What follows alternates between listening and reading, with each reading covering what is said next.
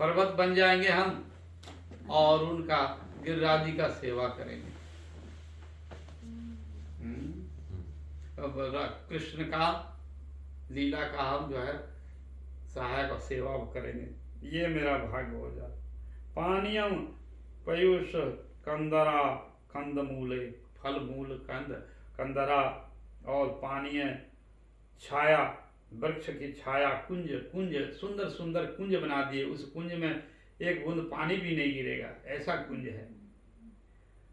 तो वो कुंज में जाकर के बारिश हो रही तो बैठेंगे, यदि खूब गर्म हवा चल रहा है, गर्मी है, तो उस कुंज में जाकर के बैठेंगे। हाँ, वो कुंज कैसा है, एकदम एसी से भी फैल कर देगा, ऐसा कुंज है। तो वहां पर बैठते हैं कृष्ण बलराम सखाओं के साथ। तो ऐसे सुंदर जो है कुंज है, कंदराएं हैं और कंद मूल फल मूल से करते हैं, और सुंदर सुंदर झरने चलते हैं, सुंदर मधुर से मधुर मीठा पानी चलता है। उस पर्वत के वहां से झरना चलता है, तो उसमें कृष्ण पानी पीते हैं, गैया पानी पीते हैं, और सखा लोग पानी पीते हैं, सब लोग पानी पीते हैं। हाँ, तो ऐसे सुंदर से सुंदर सेवा करने का सौभाग्य गिरिराज जी को मिला। इसलिए हरिदास वर्ज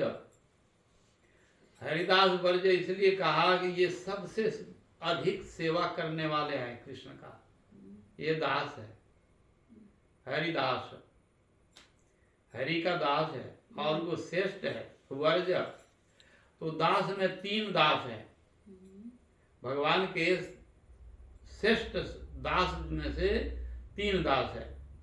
तो पांडु पुत्र युधिष्ठिर महाराज जी हरिदास है, और उद्धव जी हरिदास है, और फिर गिरिराज जी है। तो इनमें युधिष्ठिर महाराज से भी अधिक सेवा करने वाले उद्धव जी हैं, श्रेष्ठ दास हैं, और उनसे भी श्रेष्ठ जो है गिरिराज गोवर्धन है। हरिदास वर्ज, हरिदासों में जो श्रेष्ठ है तो वो गिरिराज जी है। तो राम कृष्ण चरण स्पर्शो प्रमोदा, तो राम और कृष्ण चलते हैं तो उसके चरण के स्पर्श से आनंद में पुलकित होते हैं, और सेवा कर करके पुलकित होते हैं। विचित्र प्रकार की सेवा करते हैं कृष्ण की। हाँ, भूख लगे तो वो फल फूल खा लेंगे, प्यास लगे तो झरने का पानी पिएंगे, धूप लगेगा तो कुंज में है गिरिराज के कुंज में, तो वहां पर रहेंगे। हाँ, वर्षा हो तो सुंदर कंदरा गुफा है, आराम से वहां वर्षा में रहेगा। तो उसके लिए सेवा का प्रचुर परिमाण में गिरिराज जी किया है, तो वो ऐसा सेवा कोई नहीं किया। इसलिए गिरिराज जी को कहते हैं हरिदास वर्ज, सबसे श्रेष्ठ दास है। तो गोपियां कह रही है, हो हरिदास हंता या द्रविल बला, हरिदास वर्जो जद राम कृष्ण चरण स्पर्शो प्रमोदा।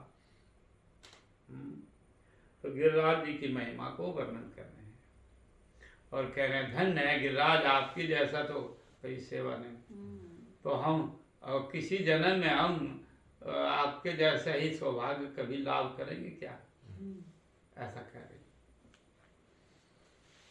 गाह गोप गोपय गोपय करन्वतम नतया दारुण वेणु स्तवने कलपदेस्त अनुभितस्तो सख्या अस्मादनं गतिमन्तं पुलकस्तरूणां निर्योग पाशाकृत लक्षणो विचित्रम्।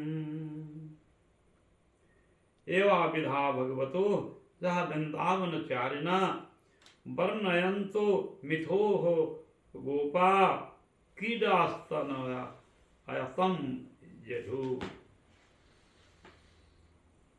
तो भगवान इस तरह से लीला कर रहे हैं। कहने का तात्पर्य है तो नो प्रेम गंधोदरापि कंदामी सौभाग्य भरम। जिसको जितना प्रेम होता है ना उतना ही कहता है कि हमको कुछ भी नहीं हुआ। हाँ, ये है। तो गोपियों का धन और प्रेम तो सर्वोपरि है, फिर भी वो कहते हैं कि नहीं वो धन्य है, वो हमसे कहीं वही धन्य है। यही सबसे बड़ा प्रेम है, हम लोगों को प्रेम नहीं है। तो ये प्रेम में भगवान विभोर होकर, तो ये चैतन्य महाप्रभु जी कहते हैं नो प्रेम गंधोदरापि कंदामी सौभाग्य भरम। ओ नो प्रेम गंधो, करेंगे आप प्रेम में नाचते हैं, भाव विभोर हो जाते हैं, आपको इतना प्रेम है कृष्ण में, आप इतने बड़े हैं, महान हैं, धन्य हैं आप। तो महाप्रभु जी कहते हैं नो प्रेम गंधो, हमारा तो प्रेम तो दूर की बात, प्रेम का गंध भी नहीं है मेरे अंदर। हाँ, कंदामी, तो आप रोते क्यों हो? तो कहते हैं कि कंदामी सौभाग्य भरम, अपना सौभाग्य को, अपने मान प्रतिष्ठा बढ़ाने के लिए मैं रोता हूं केवल, मेरे अंदर में प्रेम नहीं है।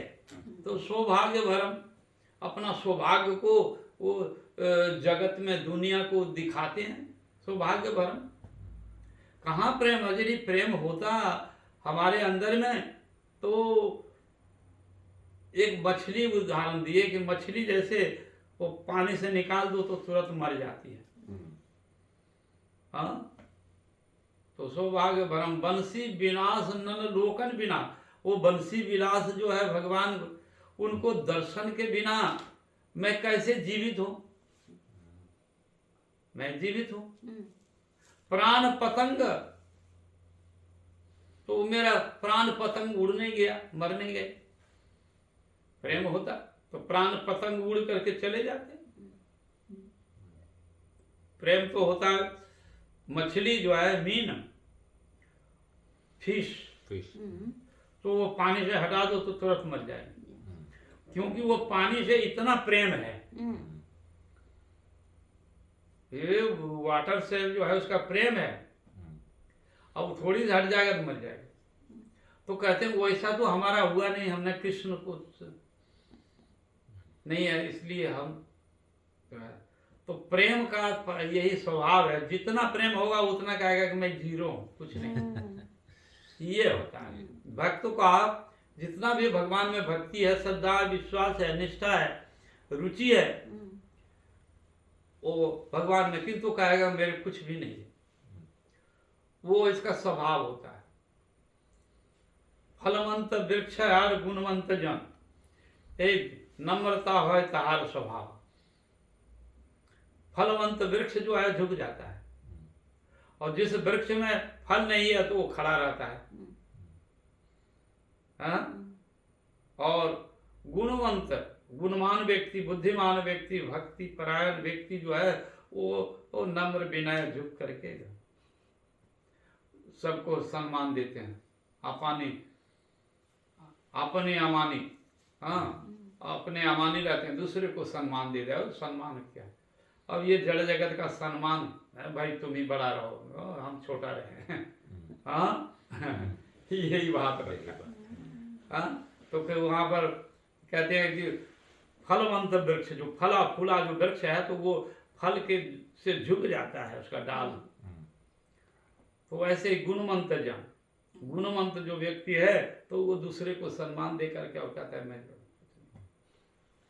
नम्रता हो तहार स्वभाव, नम्रता, दैन्य भाव रहेगा, सरलता, निष्कपटता और रहेगा, दंभ, अभिमान से शून्य रहेंगे।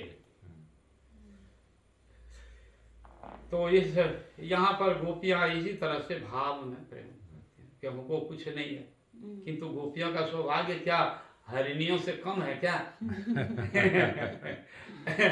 नदियों से, ये गिरिराज से भी जो है कम है क्या?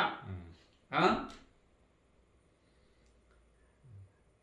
तो किंतु वो मानता है कि हमको कुछ भी नहीं, नो प्रेम गंधो, प्रेम का गंध भी नहीं है मेरा जो है। ऐसे तो ये भक्ति के संबंध में यहाँ गोपियाँ कह रही हैं कि तुमने वहाँ पर, और वो वास्तविक में ही उनकी प्रशंसा कर रहे हैं। गोपियाँ कोई कपट कर करके नहीं, वो स्वाभाविक ही इसका प्रसन्न करेंगे, इसका भाग्य बहुत अच्छा है, हमसे भी ज्यादा भाग्य इसका है, वो स्वाभाविक यहाँ है। वो बोल रहे हैं कि हे बंसी तुम ही धन्य हो, तुम अगले जन्म मर करके हम जो है बांस बनेंगे और कृष्ण बंसी बना के मेरे उधर कमरे पर, तो ऐसा सौभाग्य हमको मिल जाए, अगले जन्म में प्रार्थना करता हूँ। हाँ, कृष्ण की दर्शन करेगा। और कहते अरे तुम कितना सुंदर आँख से दर्शन कर रहे हो, हाँ तुम्हारे पलक नहीं लगते हैं। हाँ, हरिण का आँख जो है ना वो पलक नहीं है, ऐसे देखते हैं कृष्ण को। और हमको तो पलक है, हम थोड़ी देर दर्शन करेंगे तो पलक ऐसा लगता है। हाँ, तो ये ब्रह्मा जो है सृष्टि, यदि मैं ब्रह्मा को जड़ है